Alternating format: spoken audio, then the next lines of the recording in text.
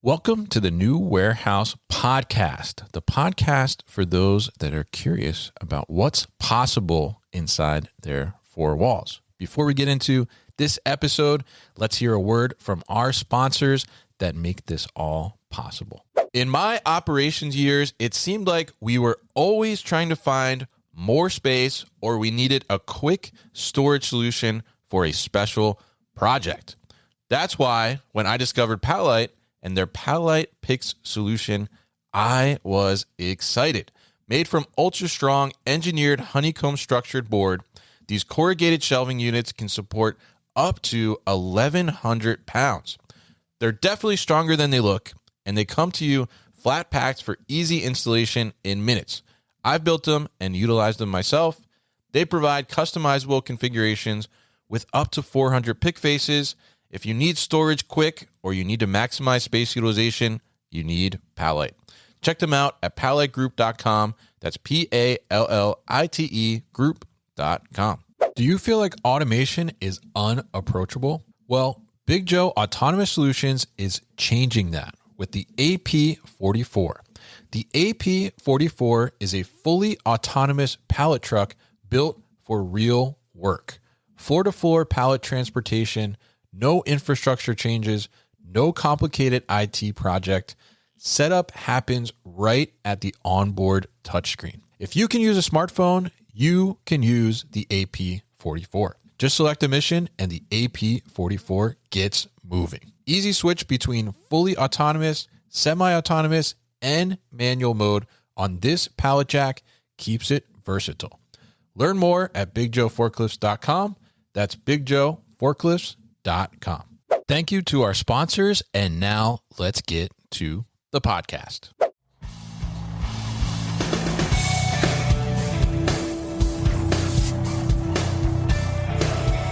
The New Warehouse Podcast, hosted by Kevin Lawton, is your source for insights and ideas from the distribution, transportation, and logistics industry. A new episode every Monday morning brings you the latest from industry experts and thought leaders. And now, here's Kevin.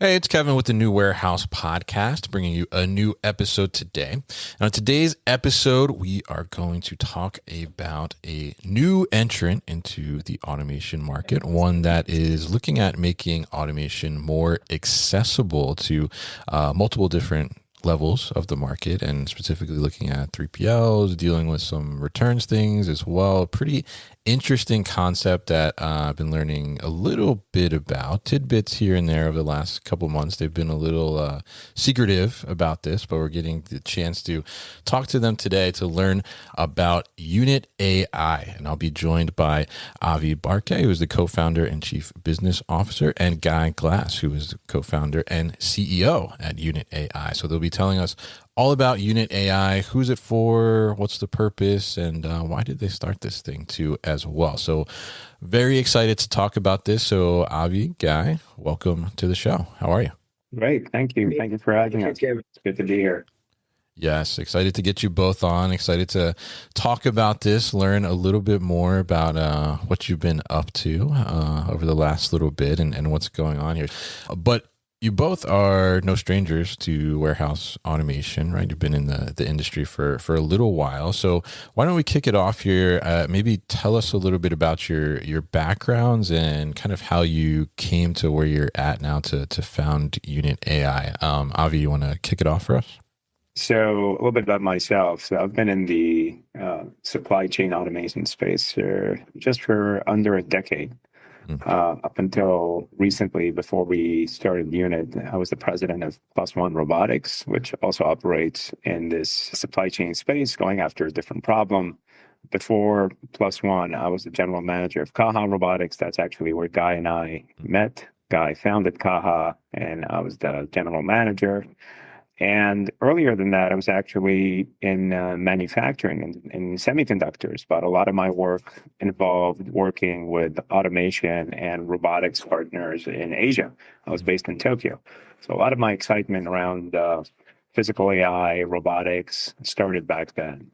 In short, I would say my entire career has been all about introducing and scaling new technologies in industrial and supply chain settings. That's me in short. Gotcha. Okay. And Guy, what about you? What's your background? I mean, So, I told a little bit there, but give us the whole story. yeah, 25 years in this industry, software engineer. In 2014, I founded Kaha Robotics, Kaha Robotics company that develop robots and software for fulfillment centers. We have installation in the US and Europe. Biggest customer in the US is Hoka, the running shoes, so all their operation in the Midwest running on Kaha robotic system. Black & Deckers in Germany, DSV. Around a year ago, company was acquired by Fifth, a huge French conglomerate, a huge distributor. And before that, in 2009, I founded one of the first e-com fashion operation based in Israel that around 3 years later was sold to one of the biggest media company here in Israel. So we have years of experience, everything that relate to what we call the e-com food chain, from having our own platform, running our own warehouses. We are familiar with all the bits and the bytes from the software side, hardware side, operational side, know all the big players. And of course, based on that, we built Unit. A lot of, inputs and a lot of lesson learned that came from Kaha. Yeah, absolutely. So a ton of experience here between the both of you, right? And on both sides, like you just said, Guy, some experience actually running operations and having actual operations, but then also solving challenges and problems from both of you within those operations themselves, right? So tell us maybe, all this background, right? And you both are like, all right, well, let's do this again, right? So tell us how you kind of came to Unit AI and what was really like the catalyst to say like, okay, let's do something new and something different. So I think to understand, our journey and the story of Unit, you first have to understand, the challenges we were facing around e-commerce, because that's really the focus of our solution. Sure. The more challenges we were facing, whether at Kaha and in general, we came to realize that this $1 trillion e-commerce crisis is just not answered yet, right? So think about this mad world we live in. We've got, in the US alone, more than 40 billion items that are crisscrossing the country, going to our doorsteps. And it's all done on a platform that was never designed to do this, right? Supply chain was built to move things in bulk, right? Wholesale, retail fulfillment. It's all about moving things in bulk. And then in the last 15, 20 years, we got to a point where we're moving literally billions of items to our doorstep. And we've got almost 10 billion, like 9 billion items that are actually coming back to centralized locations in the middle of the country in the form of returns. And it's all being done on a platform that just wasn't designed for it. So everything is very manual, extremely labor intensive, and very, very expensive. So think about it this way. And I remember this like aha moment. It's going to sound silly, but there was a day where we were thinking about, well, we're buying stuff that costs $10 online, and we know it costs more than $5 to ship them to our homes. Yeah. In what world does that make sense? How can you make money? Yeah. And the answer is you can't. That's why there are very few massive companies that can actually do this very efficiently. And you've got an entire class, like the overwhelming majority of operators, retailers, 3PLs, warehouses, that are simply locked out of this market and are avoiding this market for a very long time because it's just not financially viable. Now, today we're at a point that you cannot ignore direct to consumer. You have to do e-commerce because that's how we shop. Buyers prioritize access, speed, and they're willing to pay for it. But the bottom line is we had this watershed moment as we were, Guy mentioned we worked with Hoka. They were experiencing tremendous growth, hyper growth. Yeah. A lot of it was driven by e-commerce. And we just realized that there's no solution in the market that's purpose built for e-commerce. We're all using these heavily engineered, very expensive solutions that we're trying to retrofit for e-commerce. And it's just not working. And that's why you have an entire class, the overwhelming majority of operators out there are still not using any form of advanced automation in their warehouses. I don't know if you saw the SVB Prologis report that just came out.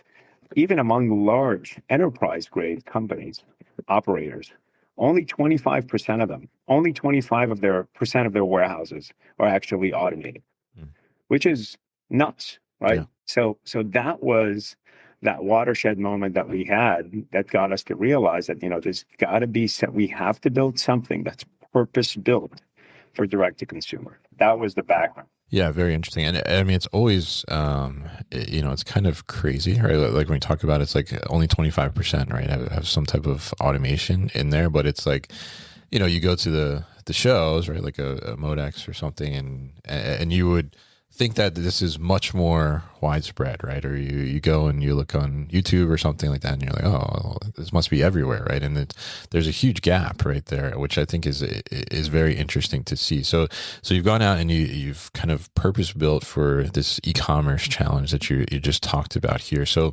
tell us a little bit about like the system itself, right? Like what is the system like? How does it, tackle this challenge, and what's different about what else is out there? Because my understanding of it, because you've been very secretive with me about this as we've talked over the last couple of months, but it's kind of like a ASRS type of system, but very small robot, right? So tell us like a little bit about like what does this look like physically, and how does it tackle these challenges that you're talking about? Yeah, absolutely. But I'll address the point you made about, the type of automation and all the automation we see at the shows first, Sure. right? Okay. Because you're absolutely right. You go in the trade shows and you see all these different forms and all these different types of automation. And you rightfully address the point that there's a big gap, right? And we attribute that gap to what we call the 3 R's, right? For any automation to be successful, it's got to hit what we call the 3 R's, right? The rate, the reliability, the ROI. Rate is very straightforward. The system has to be productive enough to move things and materials at the rates you need. Reliability just means that you can't have people babysitting your automation, whether it's robots or whatever it is, because kind of defeats the purpose. And then the most elusive one is ROI, right? Whatever it is you're building, it's got to make financial sense to all the stakeholders involved, the vendor, the customer, et cetera. And to your point, we've been at these trade shows for over a decade. We see a lot of automation. And the reason penetration is so low is because at least one of those R's is missing. Usually it's ROI, right? Of course, some solutions are not reliable enough, et cetera. But assuming that in itself would eliminate you from the market, even if you have a robust solution, if it's over-engineered, if it's too expensive, it doesn't matter. Companies don't automate for automation's sake. They're automating to generate efficiency. And so that's the crux of the problem. One of those R's is missing. And for us, it was front and center as we were putting up the design rules for Unit. It was clear to us that we have to hit all those R's, the rate, the reliability, and the ROI. So now getting back to Unit, and what is Unit? So you're absolutely right. So we at Unit, we automate direct-to-consumer or e-commerce logistics. That's our focus. Okay. Unit is a plug-and-play micro ASRS and a physical AI platform that's purpose-built and designed to fit anywhere. It's a small footprint. It's starting at 1,000 square feet by 13 feet high. Oh, wow. We go live in a week as opposed to months that it would take you to put like a typical ASRS system. We automate thousands of items, including single items, and that's the big one. We can handle down to the individual item if so you choose. And this is very, very important because e-commerce is all about single items. The system pays for itself in under a year. We're happy to share the numbers. It's a standard system, so we can tell you, the pricing upfront. And this is in stark contrast to most goods-to-person systems that would, ROI would be well over 3 years. We operate in a pay-per-use model. because that's how our interests and the customer interests are aligned. It makes, the friction point very, very low. And if you're deploying more than one unit system in more than one of your warehouses, the system comes in and it's networked from day one. So we have capabilities that cut across where, your locations if you're deploying more than one system. So think about it as a package deal, so to speak, purposely built for e-commerce. So we prioritize access, speed, cost, because those are the things that are crucial for e-commerce. It's a standardized system. So, this box is, you can expand it horizontally, vertically, whichever way you want. You can even expand the system while it's working, which is really amazing. So the whole idea behind Unit is to make this as frictionless and reduce the barriers to adoption as possible. The system, by the way, a standard system, would cost you about $200,000 to set up. That's $200,000, not $5 million, not $12 million, that a typical SRS system would cost you. And then from that point on, it's a pay-per-use model, 14 cents per presentation.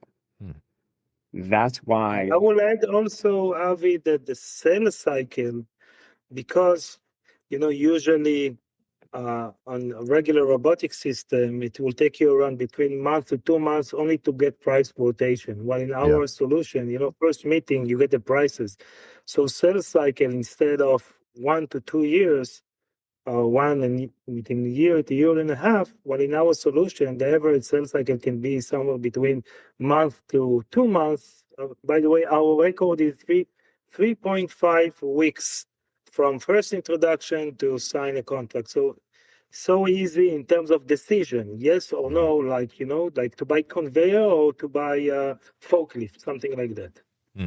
Yeah. And I think that's, we've done a whole podcast actually talking about that and how long it takes to get pricing in some of these systems, which is pretty crazy to begin with in the first place. But I think it's very interesting that you're taking this approach. Like you just said, guy, like same as like you buy a forklift, it's like, hey, here's the price, like, you need it, you don't need it, like, and that's very simple. And it's very interesting because that's, when we think about like our normal lives, right, as consumers, that's pretty much how we buy most things, right? Like we know the price up front, we know how it goes, and we know it's going to cost us like down the line. So I love that you're taking that kind of transparent approach to it. I think that's great. So now you described it as a micro ASRS, right? And it's able to handle these single items, right?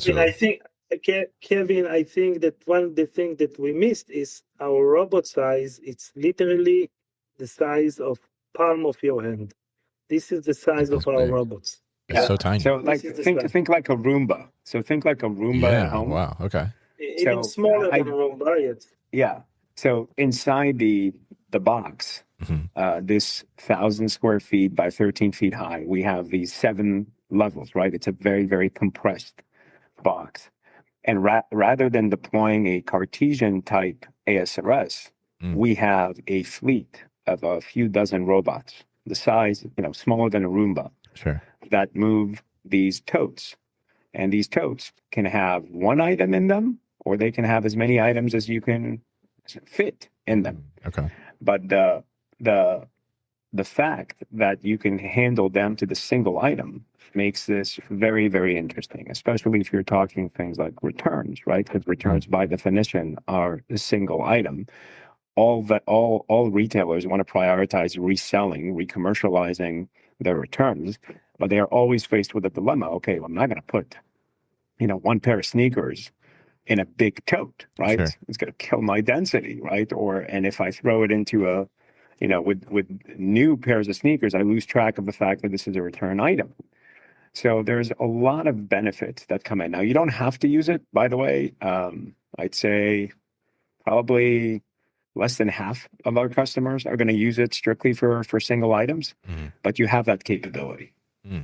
Interesting. So that's part of the flexibility. Yeah. So the single item, what I was going to ask is, So is it a like traditional size tote? Is there multiple sizes of tote, or are you using partitions? Like how is it, I guess geared towards that single item? Like, what's that look like? Yeah. Yeah, so soon you'll be able to see videos. So we apologize for not having I'm the waiting on visuals these with videos. us, but Yeah. yeah, no, we'll share them. We promise. But these are very small totes. They're customizable, so you can Okay. customize the totes to the size of the bins to maximize density within the system. But the idea is that yes, you can put dividers if you have very, very small items, right? So if you're selling jewelry or you're selling, like pills, pill bottles or Your what am I lipstick or thinking? something. I'm thinking. Yeah, exactly. Yeah. Like creams and stuff. You can minimize. You can play with the size of the tote, but the tote is very, very small. I mean, our standard size, what we usually show customers, is 12-inch by 8-inch by 8-inch. Okay. But you can play with the size of it. It really depends on the application and the use case. Yeah. Yeah. And also, customer don't need any unique site preparation. Like, the old other robotic system, you need to clean the floor, to smooth the floor, put some kind of barcodes. We are using a standard shelving, put on those standard shelving our tiles, throw inside the robot. So you don't need any site preparation. It will cost you hundreds of thousands of dollars. And again, as we said, 1 week, you go live really fast. Yeah. So think about it. From the moment you start to negotiate, 3 months after that, even less, 2 months, you can go have live robotic system. Yeah, I think that's pretty amazing, and I love the focus there, because it sounds like a big part of this, right, is also accessibility, right? Which obviously the price point is certainly like lower accessibility for a lot of people compared to a lot of other systems on the market, and then like you just said, Guy, obviously like the minimal infrastructure, if no infrastructure change at all, really is a huge reduction and or a huge increase in accessibility, right? To be able to bring that in and not have to have totally level floors and things like that. I think that's super interesting. So now the tote itself is smaller within the system, right? And now the robot is smaller too, like the size of my hand here, or a little smaller than a Roomba, as you're saying there, Avi. So the robot is digging out the bins, and then is the robot actually grabbing the item, or is the tote getting presented at like a picking port or something like that? The robots actually maneuver underneath the totes. So the totes are all sitting on these 4 legs. And so all the locations are essentially elevated by 30 centimeters, so to speak, 12 inches, 15 inches type of thing. And so the robots can access anywhere in the location. And that's by design, right? So if you're thinking typical ASRS system, it's all Cartesian. If it's an auto store, you have to dig in to get there. If it's an Exotech, you have a couple of points of access. But the idea is, how do you make that even more efficient, right? And less, I'd say, rigid. And the flexibility comes by having, so think about it this way.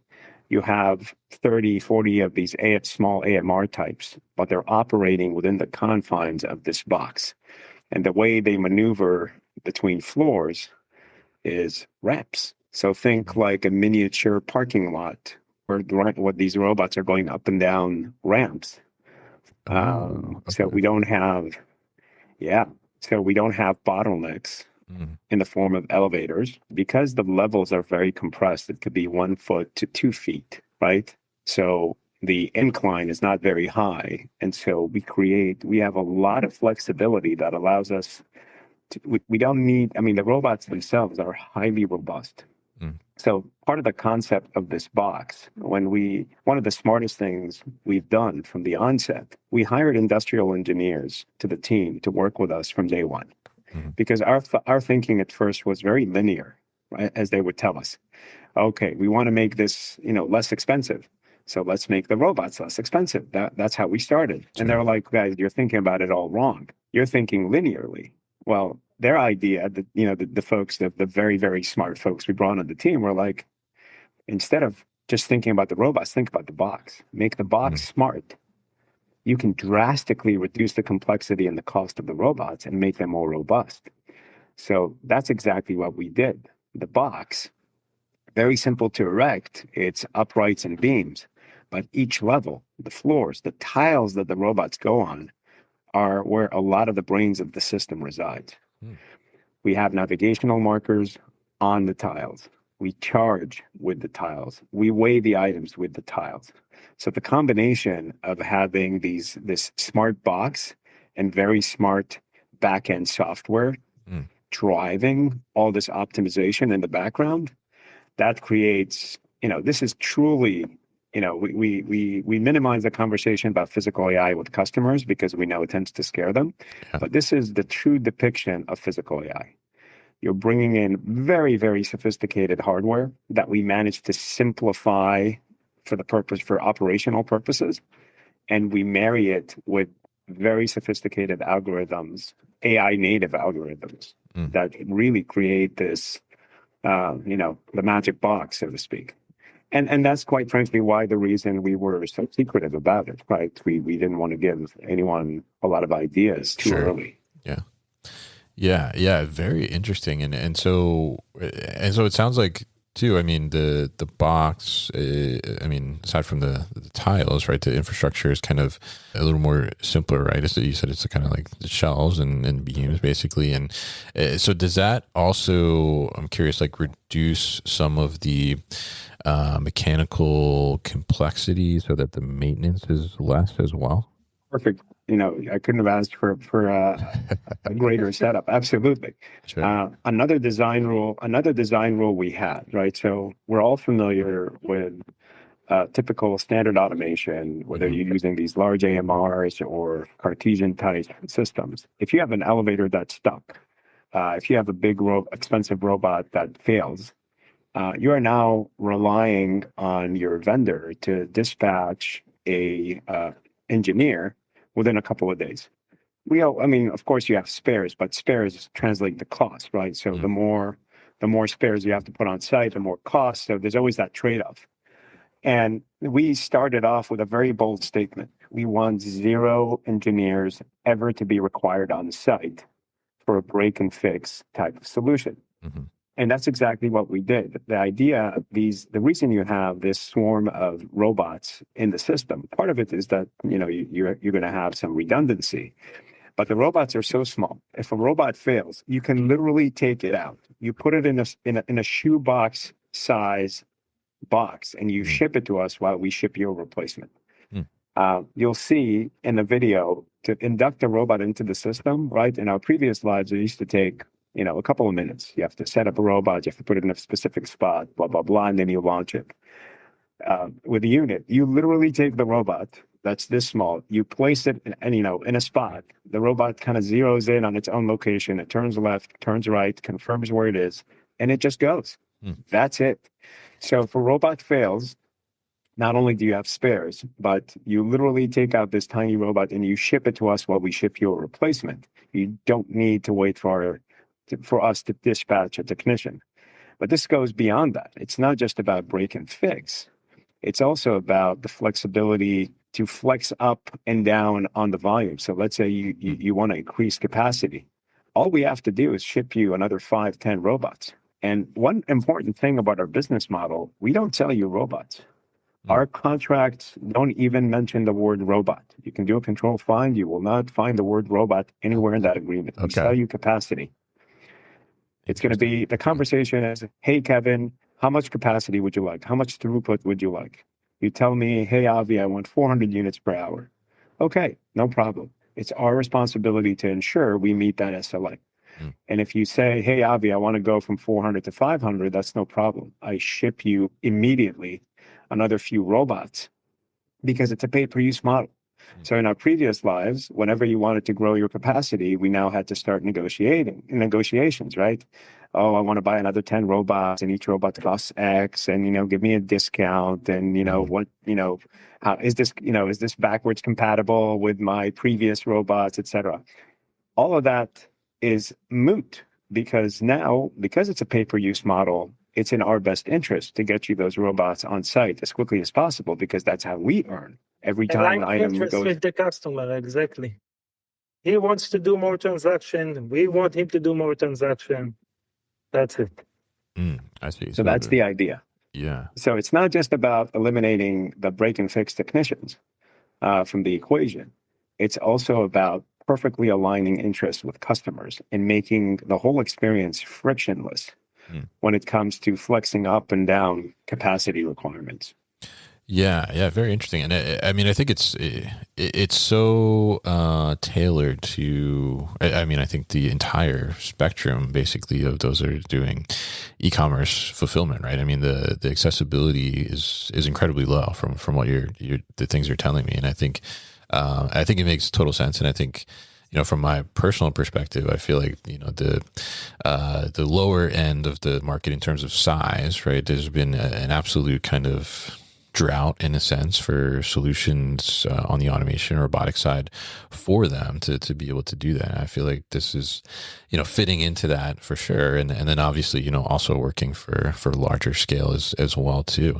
So, when we talk about increasing like the capacity and throughput, when you look at the structure itself, I mean, when you map out the structure, is there like a correlation to, I guess, how many robots you can put in the structure, and when you get to a certain point, now I have to increase the size of my structure, and what does that look like kind of as you scale, or maybe even like as you scale up for like a peak and then have to scale down again? Like, what does that kind of look like from not only adding more robots, but then also like adding more space or more structure to it?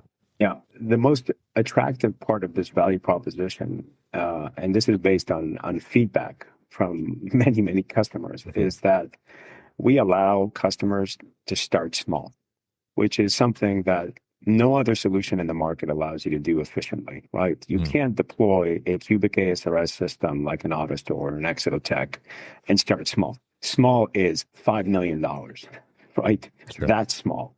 And so by design, we tell customers, hey, you can start as small as 1,000 square feet by 13 feet high. Many customers actually want to start larger, and that's fine. We're more than happy to do that.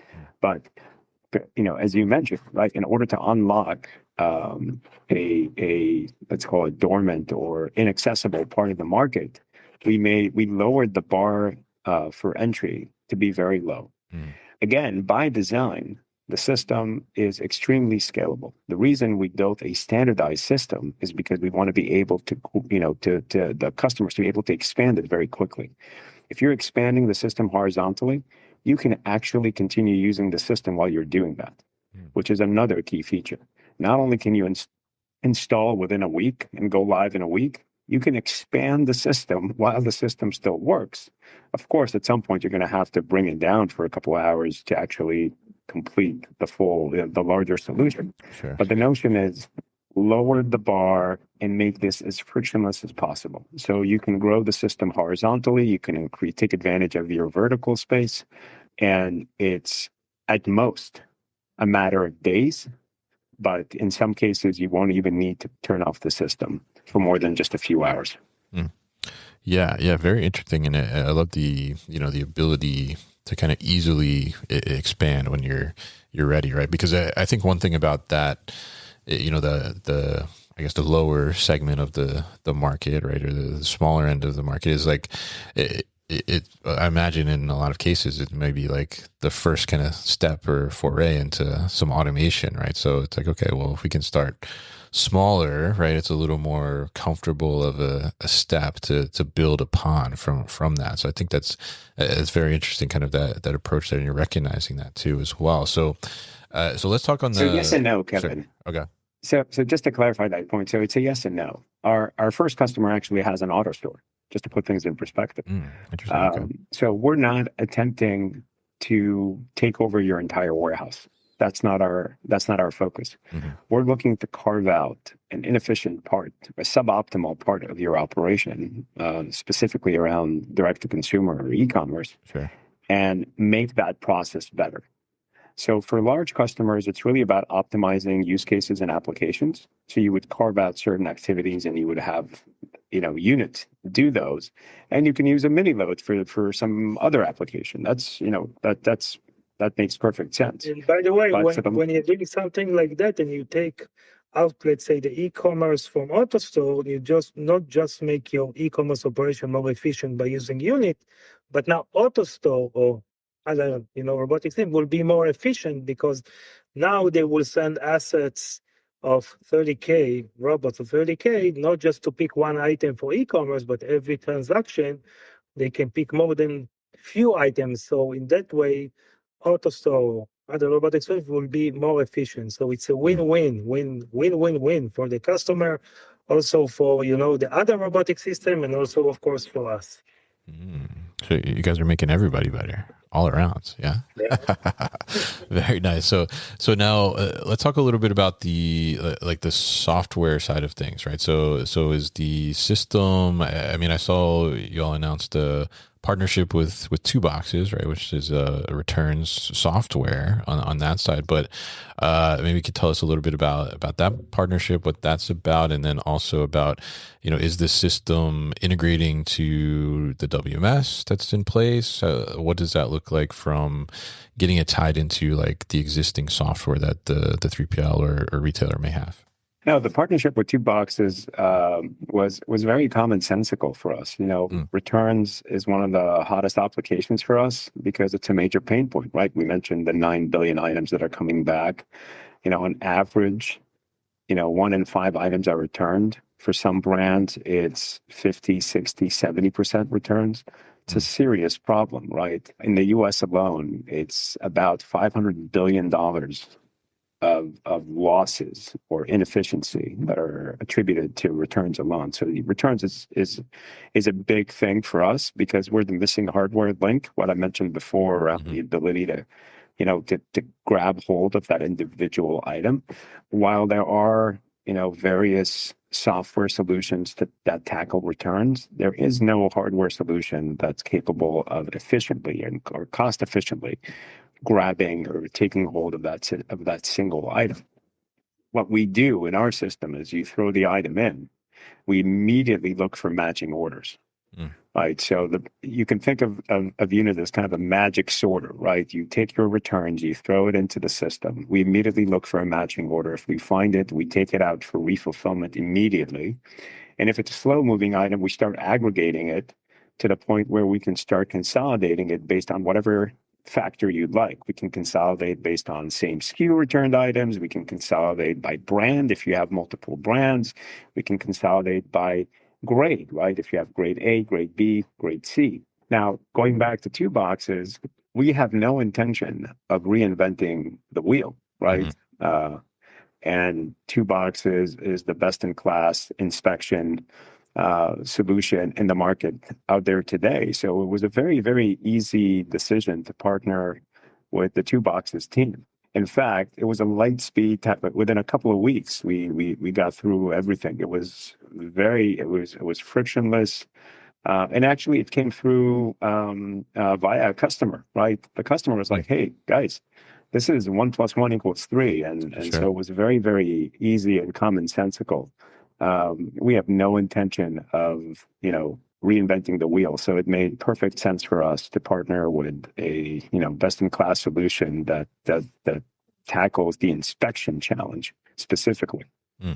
Yeah, it definitely makes sense. I mean, with the focus on returns and they definitely have a great product. I agree. Shout out to Kyle, Evan, and Jack over there. But and now tell us on the WMS side, right? So are you integrating directly into the WMS? Like what does that look like? Experience, especially from Kaha, and we have some engineers that also have experience on that. So this is one of the things that also we decide to simplify. So really easy in terms of integration. We open all our API, especially today with all, the capabilities of AI, cloud, agent. So integration, also we really simplified it by three main API. And of course, there are enormous of other API, but the basic are 3 API. From our experience, can take somewhere between, the fastest one will take something between a week to 10 days. And the one that have need more time, the enterprise one that work more slowly, probably will take something between 2 weeks to 3 weeks. Nothing complicated in order to start to work on the system. And later on, you can add more and more capabilities, do a more deep integration. But again, at least from now, from our experience, we don't see any like a huge barrier like in our previous journey, because again, standard system, no customization, no unique features.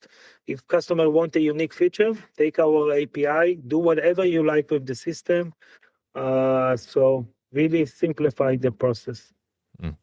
Yeah, and I'm happy to hear that it's easy to kind of integrate that, and it sounds like you're open, right, to whatever software they're using, right, which I think makes a lot of sense. So, so now let's talk a little bit about, because in the beginning, Avi, you mentioned kind of, the traditional, like especially on the return side, like returns are coming back, they're having to go to like a centralized location, right? But now with Unit AI and this system, I know this is something we had talked about in a previous discussion, right? Is that the idea is that, well, maybe returns don't have to go so far back to a centralized area, or could be, inventory could be distributed in a much different way, stay closer to the consumer and things like that. So how do you view the system like enabling maybe a different approach to distributing inventory?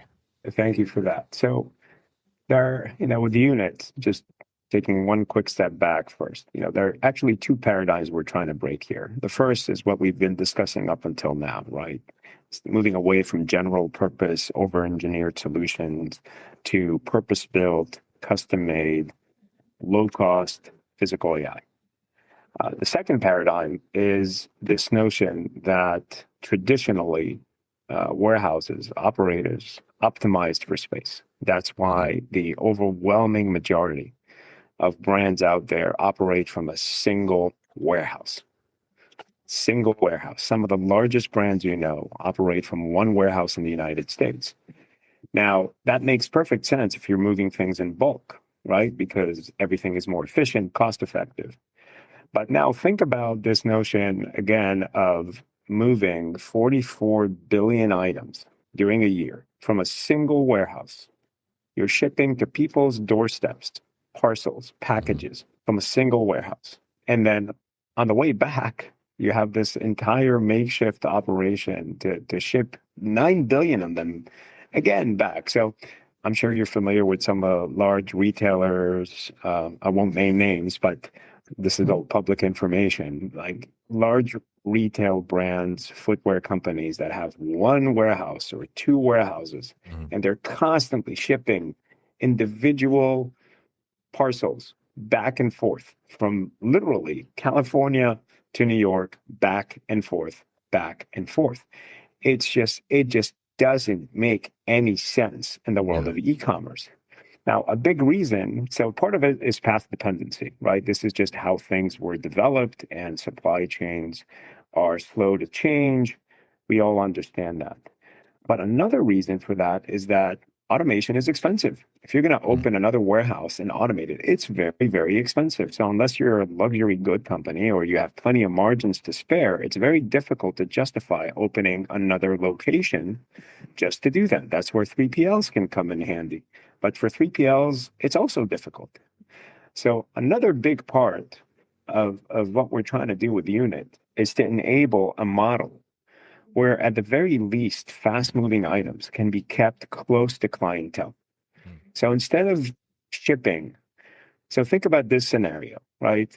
You're a footwear company, you just sold a pair of sneakers to someone, you're based in California, and guy's based in New York. Guy buys it online, he tries it on, he doesn't like it. Instead of shipping it all the way back to California from New York, if it's a fast-moving item, wouldn't it make sense to ship it somewhere closer? Of course it does. Yeah. And so, and we're, I can't get into specifics, but we're actually building this model. So the part with Unit, the part that's already pre-wired is the ability to network it. Network, more than one system across different sites. so that you'll be able to do that. But you still have to store, you still have to host the system somewhere, right? Sure. You still have to have the operation. Now, we have no intention to becoming a 3PL ourselves. That's not our specialty. That's not what we do. That's what we're partnering with customers and partners. But that's the idea. And we're talking both to operators who know, companies like Barrett, who know that this is where the future is headed, right? Warehouse as a service, the ability to do more than just, I either take your entire operation or I do nothing. Right. That world is quickly changing. But we're also talking directly with retailers.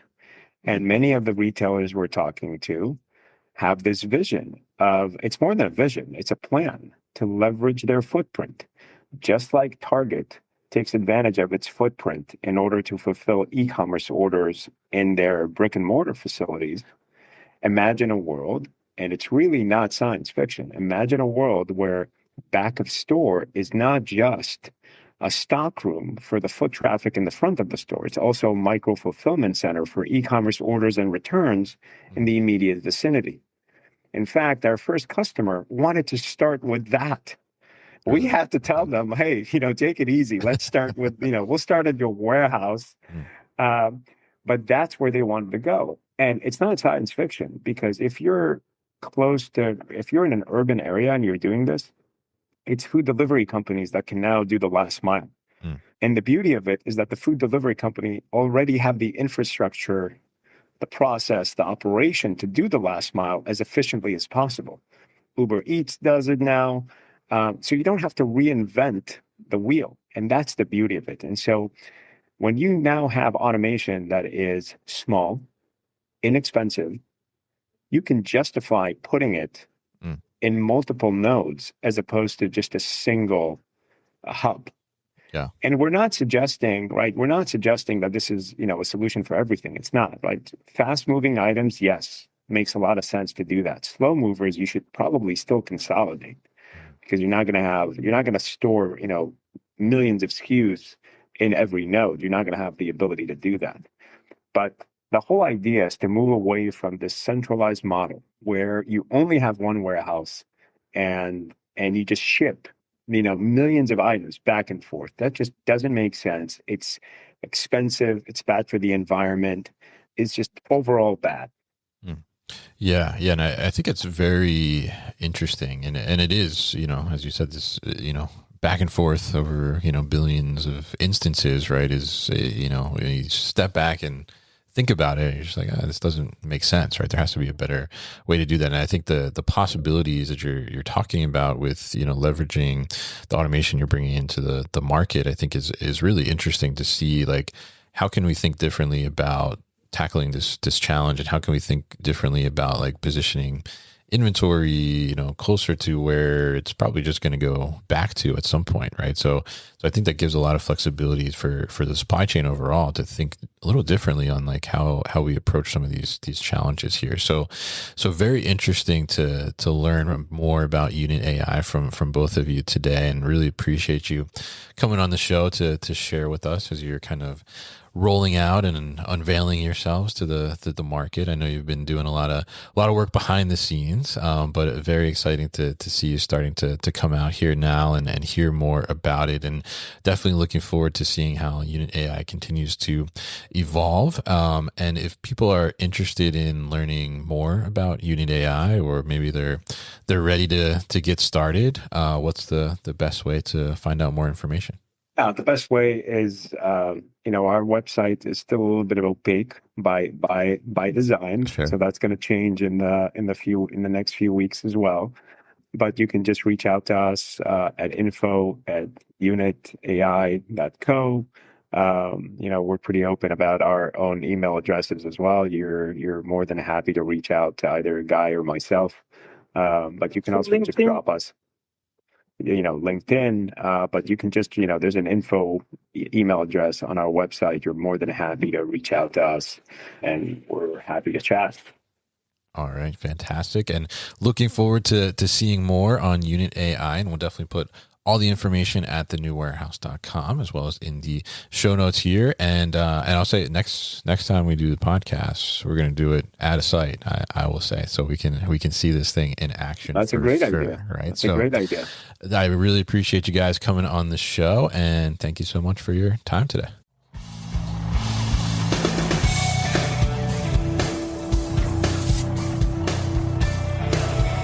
You've been listening to the New Warehouse Podcast with Kevin Lawton. Subscribe and check us out online at thenewwarehouse.com.